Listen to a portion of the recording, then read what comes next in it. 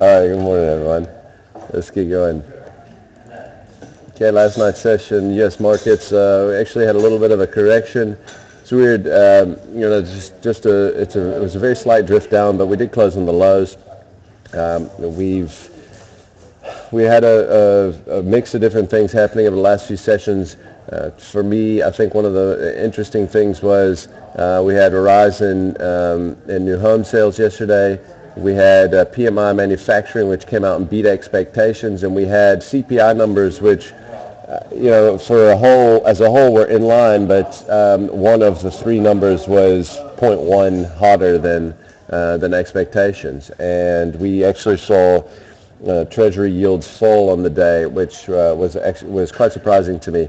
I thought Treasuries would have bumped up on that. We did have the Nasdaq that closed below 5,000.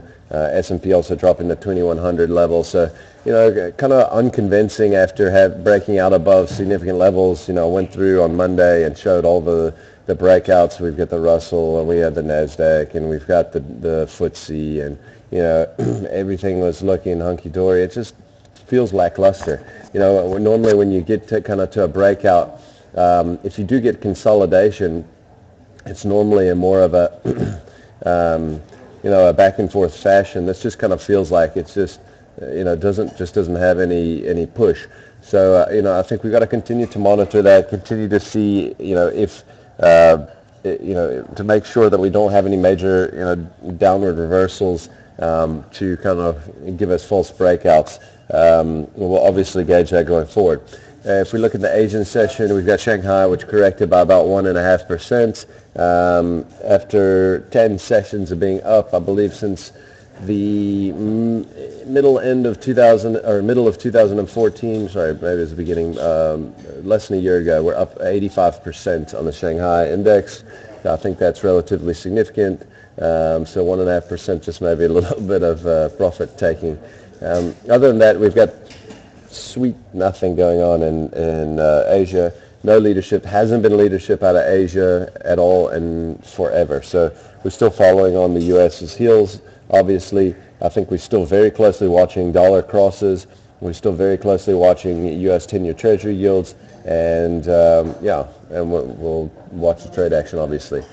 Chart of interest today out of Charlie Bilello. So this goes in line with in conjunction with our CPI numbers yesterday.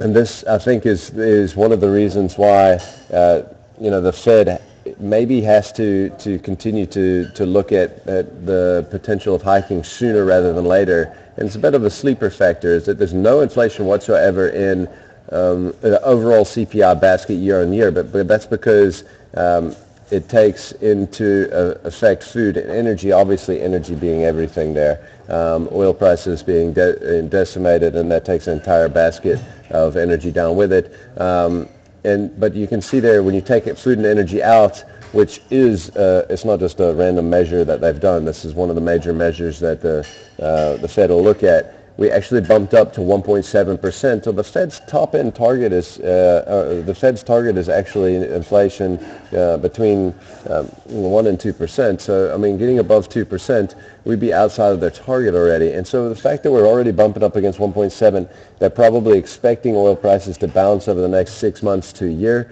which would probably start to put pressure on the rest of the basket, or even when you look at food and energy. I think that they have to be worried about falling behind the curve. It's not so that the 10-year Treasury yield obviously didn't tell you that yesterday, but I think we've got to monitor this one closely. This will be very, very important to look at in the next couple months. No corporate action to speak of today. We've got a lot of German and U.S. numbers today. We've got the IFO numbers across the board in Germany. We've got mortgage apps in the States, durable goods orders, and crude oil inventories. Crude oil inventories on the beats pretty much every day. When we have higher crude oil inventories, oil prices pretty much run regardless. So just keep that in mind. All right, let's get into the maps. All right, first thing we're going to look at here is the Aussie spot. Now, I was actually started to make some notes on this yesterday before the end of the day, and we were very comfortably trading at new all-time highs, what would have been new all-time closing highs, excuse me. We basically kind of closed right at it. I'll zoom it forward for you here. You can see there we failed closing in a new all-time closing high, which is basically the same level that we closed at, around 71.80. We had that close here, and if you back it out, you can see that we had that close over there. Both of those right around 71.80, 47180. That's the same place where we closed yesterday. And I think that obviously we're coming off the boil there a little bit this morning. We got to see a close above that when we've gone for it so many times. It's 3 days in a row, or 3 out of the last 4 days where we've tested above that level or at or above that level and just failed it. So every day that I think if we end up putting in a real reversal day, then it puts the market in a real risk of a false breakout. So let's just watch this Aussie very closely. All right, we had a great reversal day out of Aspen yesterday. You can see here, let's zoom this in. So after dropping out of this bear flag here, we really bombed out, and yesterday to me felt like a capitulation day. It never got as ugly as the Steinhoff did. When after the Steinhoff rights issue, everybody kind of took on paper and was thinking it was just this great opportunity, and everybody was on the same side of the boat. When the thing started to turn down, everybody kind of puked it up. Yesterday, same sort of thing happened. We came down right at the 200-day moving average at roughly 363. We came down to test, and you can see that we had a beautiful reversal day. We actually finished in the green. We closed within a rand of the highs of the day, and we closed more than 12 rand off of the lows of the day. So I think very, very important day out of Aspen. I'd like to see us, if we could get back above what looks a little bit like a neckline on this head and shoulder around 379, then I think we could be looking at a quick move to 400 in Aspen. All right. All right, Nedbank, all the banks yesterday were going ballistic, just breaking out all over the show.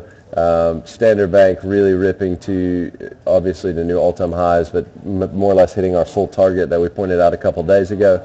We've got Nedbank here breaking out of a bit of a flag pattern here, and a big flag pattern. I mean, this has been working for 2 months. I think that's significant. We had a 12 rand move up on the share on the day, and it basically opened at the low and closed at the high, and it doesn't get any more bullish than that. And so I think that I'm going to make a move potentially to new all-time highs in Nedbank as well. And the last one that I want to show is Sanlam. Now Sanlam, I think there still could be quite a bit of meat left on this bone actually. Right here at around 79 and change, I think it was 79.80 or something is the level that we just broke out from there. It looks a bit like a flat head and shoulder, a bit of a flat-shouldered inverse head and shoulder. Either way, the pattern's bullish. Really defined resistance levels there just south of 80. We broke above 80, closed nicely above 80 yesterday.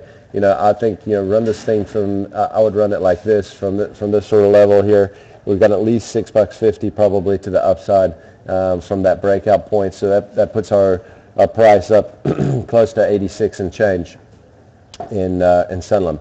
So a lot of stocks, like we said yesterday, breaking to all-time highs. I know the index kind of failed a little bit. We got Naspers closing at new all-time high, Standard Bank, Sanlam. So it's really some of the major shares on the board that are moving and breaking out here. So just keep that in mind, guys. That's it for today, guys. Good luck.